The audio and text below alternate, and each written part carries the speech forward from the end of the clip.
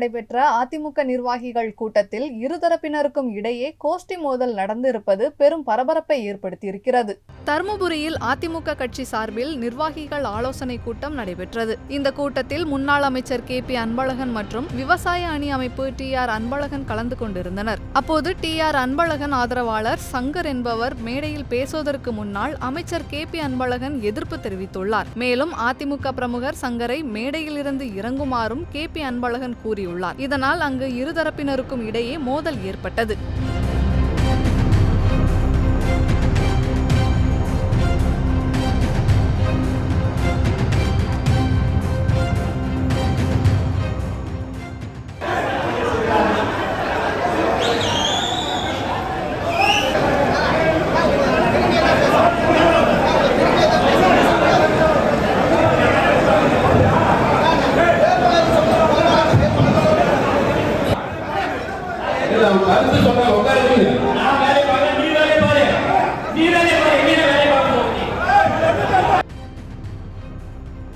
செய்திகளை உள்ளது உள்ளபடி தெரிந்து கொள்ள ரெஃப்ளெக்ட் நியூஸை சப்ஸ்கிரைப் பண்ணுங்க.